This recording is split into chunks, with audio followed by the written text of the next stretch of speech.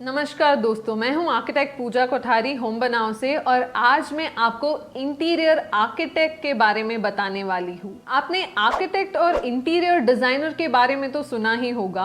Architect इमारत खड़ी करता है और उसके आंतरिक भागों में खूबसूरती इंटीरियर डिजाइनर बढ़ा देता है।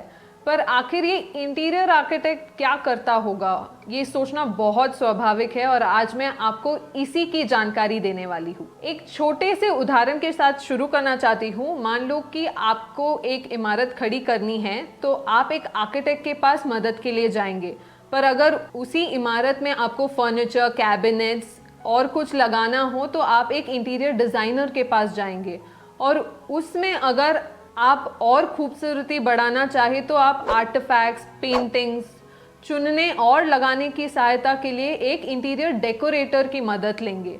मान लो आपको इस इमारत की कुछ बनावट में बदलाव लाना हो, दीवारें तोड़नी हो, तब आप एक इंटीरियर आर्किटेक्ट की मदद से ये कर पाएंगे। हालांकि हमारे देश में इन चार प्रोफेशंस के बीच ज़्यादा अंतर नहीं है और ये एक दूसरे से काफ़ी मेल खाते हैं, पर बड़े प्रोजेक्ट्स में इन अलग प्रोफेशंस की काफ़ी डिमांड होती है। आर्किटेक्ट बनने या उसके अभ्यास करने के लिए 5 साल की बीआ की डिग्री और लाइसेंस की आवश्यकता होती है। ये लाइसेंस सीओए इंडिया से मिलती है। आप इस डिग्री के दम पर एक पूरी इमारत खड़ी करने की जिम्मेदारी ले सकते हैं। इंटीरियर आर्किटेक्चर भी आर्किटेक्चर का ही एक भाग है, जिसके अभ्यास के लिए भी आर्किटेक्ट की डिग्री मांगी जाती है। हालांकि ये लोग इमारत के रेनोवेशन या बनावट में बदलाव लाने के लिए जाने जाते हैं। इंटीरियर आर्किटेक्ट सिर्फ खूबसूरती पर ध्यान ना देते हुए इमारत की बनावट और उसकी कार्य क्षमता पर भी बहुत ध्यान देते हैं। ये कला और विज्ञान दोनों के ज्ञान का इस्तेमाल करते हैं। ये बिल्डिंग कोड और लोकल बायलॉज को ध्यान में रखते हुए इमारत में बदलाव लाते हैं। इनको आर्किटेक्ट की तरह ही electrical, plumbing, structural, HVAC, fire safety, health and security सब चीज़ों का ज्ञान होना ज़रूरी है। ये आपके काम को सही समय पर दिए गए बजट में और प्लान के हिसाब से पूरा करने में सज्ज रहते हैं।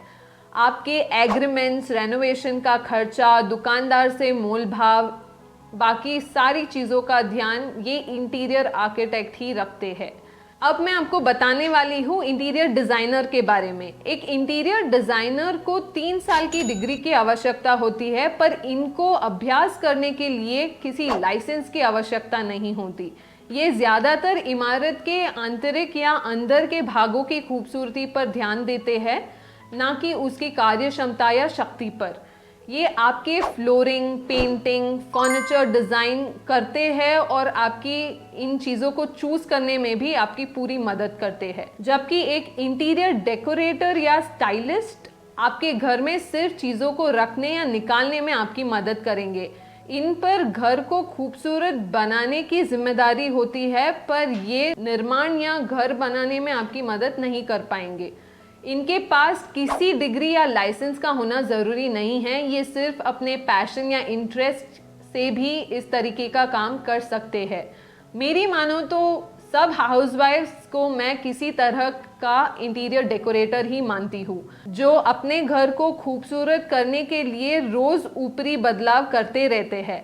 इंटीरियर डेकोरेटर ज़्यादातर आपकी मदद bedsheets, soft furnishing, curtains, artifacts, paintings चुनने और लगाने में आपकी मदद करेंगे। दोस्तों, आज के लिए बस इतना ही। आशा करती हूँ कि आपको अब इंटीरियर आर्किटेक्ट के बारे में काफ़ी जानकारी प्राप्त हुई होगी। अगर आपको हमारा वीडियो पसंद आया हो तो इसको अपने दोस्तों और रिश्तेदारों के साथ ज़रूर शेयर करें और लाइक करके सब्सक्राइब करना बिल्कुल ना भूलें। धन्यवाद।